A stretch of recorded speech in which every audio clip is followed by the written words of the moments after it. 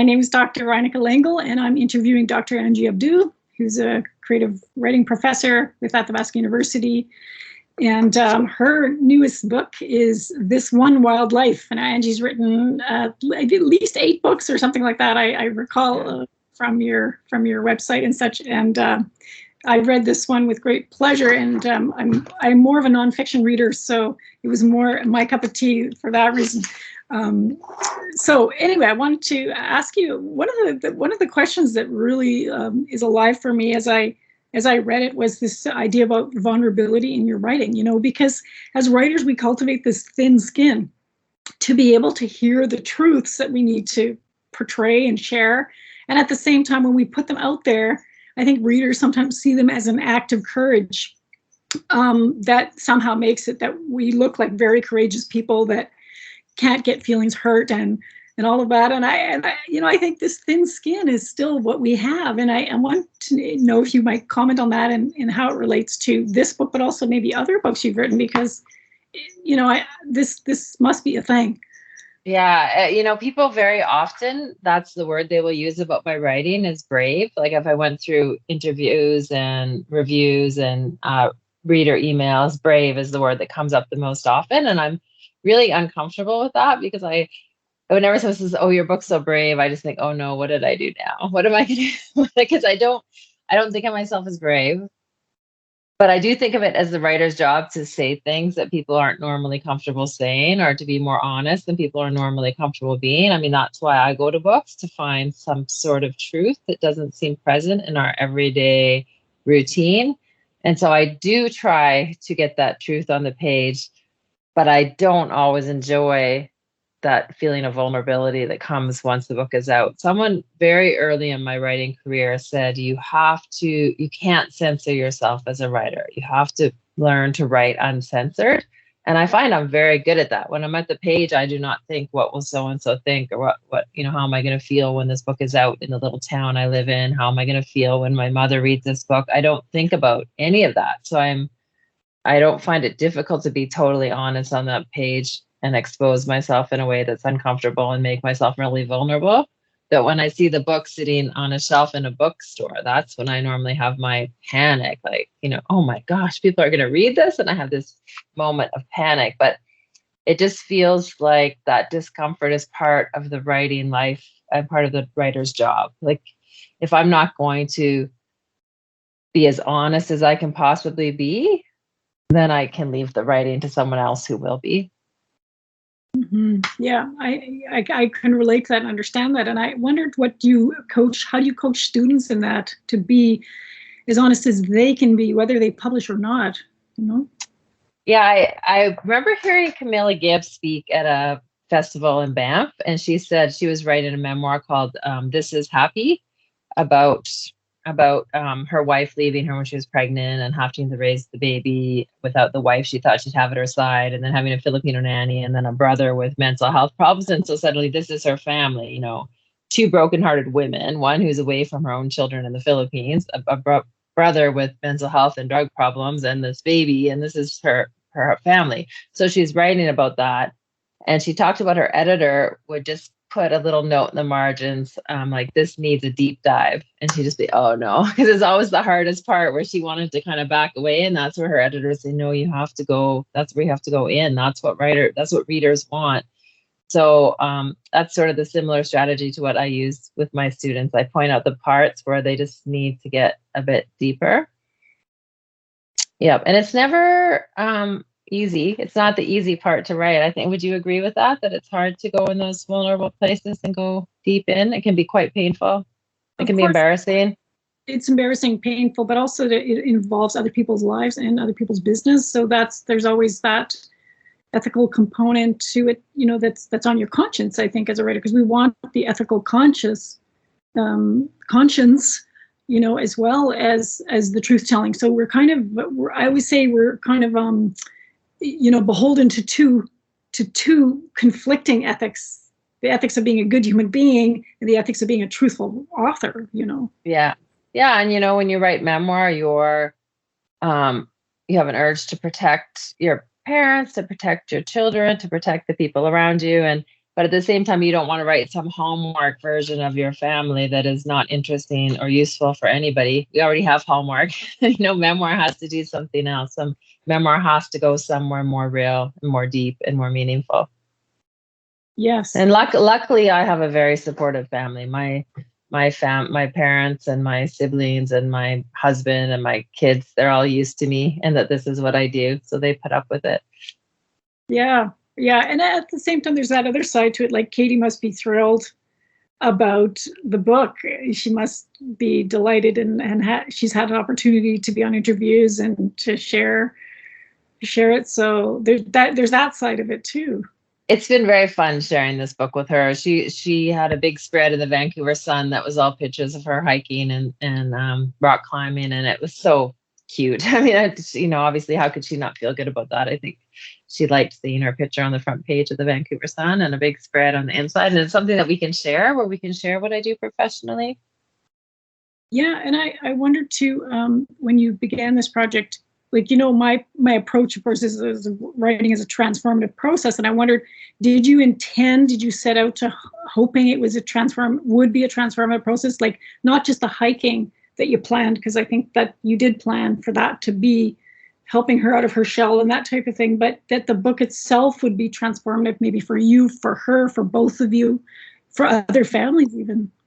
I've been thinking about this since I read your book, because I think in some ways we arrive at the same place by coming to it from different ends. So I don't think about that when I'm writing. I don't think about it as a act of, or I don't consciously think about it at the forefront as an act of transformation or self-discovery or working through my own issues. I come to it as an English person who started as a medievalist. So I'm always looking at the canon, like what books are being written right now, what books have been written before, how am I injecting myself into that conversation, and what am I trying to achieve in response to these other books, and why would readers come to this book at this particular time? So I'm coming at it that way. But at the same time, since making this switch to memoir, I do engage in that exact process you're talking about without meaning to. Like, absolutely, when you write about your life, you understand it better. When you have a chance to shape narratives, you can shape them in a way that's more useful and less harmful.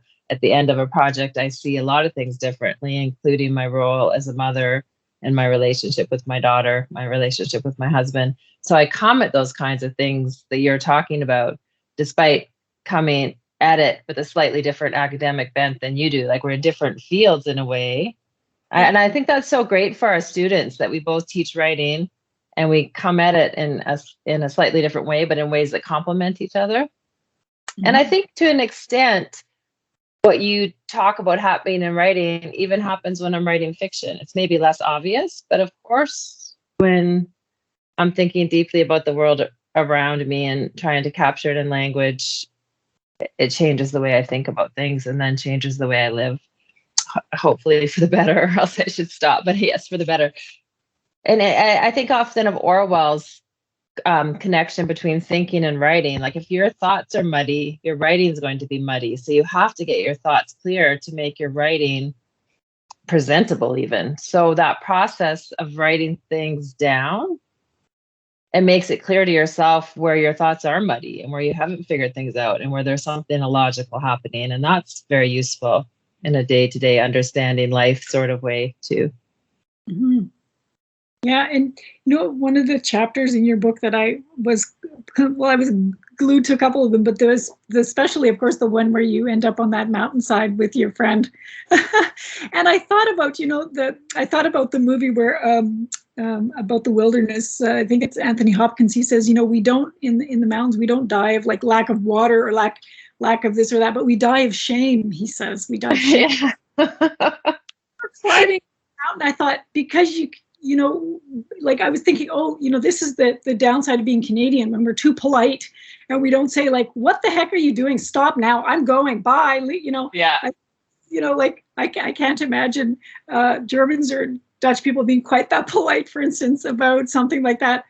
But I was there with you, like climbing that mountain with you. And I thought there was a real life lesson in it when you both finally reached out for help and got the help while it was still daylight and while you were still, not falling off a mountain.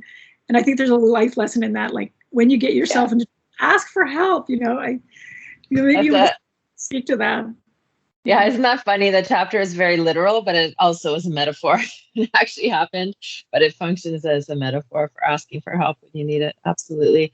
I still get like heart palpitations when I read that chapter. We were in a real bad place. Yeah. And I might not have asked for help if Evita wasn't so scared. Yeah, that could have gone so much worse than it did. And I kind of use humor, right? Like there's this, the chapter is terrifying, but I hope it's also sort of funny. But that's another coping mechanism in life. Kurt Vonnegut says laughing or crying are essentially the same response. They're just what you do when you have nothing else to do. So there's nothing else to do. Yes. Yeah. So, and that's the funny thing about both this book and Home Ice, Reflections of a Reluctant Hockey Mom, which came right before. I had committed to writing the books before the events had happened. They were just, each book was supposed to trace a certain season in my life. And so that chapter was not planned. And it makes a very exciting end to the book, but it was certainly not part of the plan. Mm-hmm. Yeah. Like life. Yeah. Well, anyway, I enjoyed it. And I enjoyed this.